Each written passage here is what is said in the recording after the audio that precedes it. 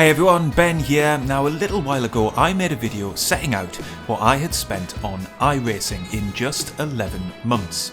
And it was a big number, £231 to be precise.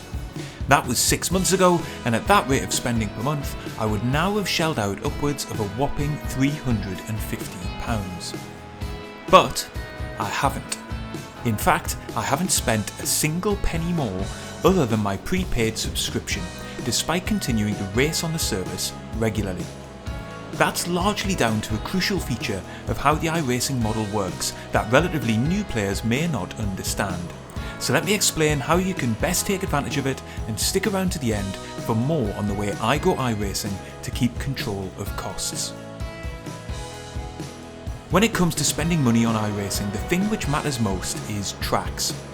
Yes, you want to purchase cars that run in series with high participation rates for close online racing, but the reality is you need to own the circuits to be able to take part in any racing at all.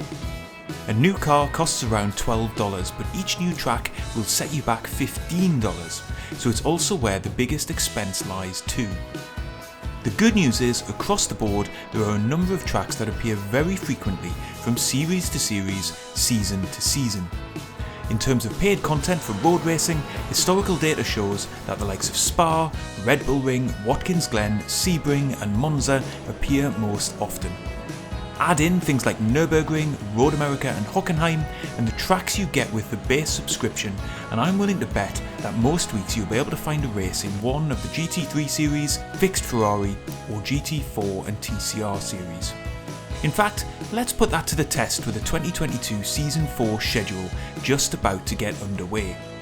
With these 8 tracks together with the base subscription content, you could run 8 races in the TCR Challenge, 7 races in the Ferrari Fixed, 6 races in the GT4 Challenge, and 4 races apiece in the GT3 Fixed and IMSA iRacing series respectively, with no further content purchases needed. Which is exactly what I intend to do over the weeks ahead, and the same was true for last season as well. Yes, those who determine series schedules will look to mix up the track rotation from season to season, and it's always worth looking at the iRacing forum to see how that works for your chosen series. But I've found over many seasons now that the tracks listed above have become mainstays of these schedules, and even if they drop out for a while, they're always likely to come back in a future season. But do you need to keep buying new content to race? Well, iRacing tends to put out around 3 to 5 new pieces of racing content for every new season, and in terms of tracks, they do tend to feature prominently in new schedules. But the truth is, I haven't fancied much of what has come out over the last 6 months, so I haven't bought any of it. I don't feel like I'm missing out at all, and I've been able to keep racing with all of the content I purchased in my first 11 months. So it's still very expensive, but the cost of iRacing is most steep in your first year on the service. Providing you're pretty consistent with your purchases and err on the side of popular, well-used content, there's no need for that to remain the case into year 2 and beyond. And this gets us to perhaps the most important point about how expensive iRacing can be.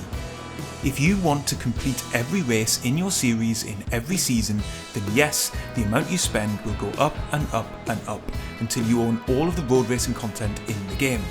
But you don't have to. I've learned this the hard way, and I now own a chunk of content I likely won't use again. But in this next video, I outline what I think is the best way to go iRacing and how it'll help you keep control of your spending as you do.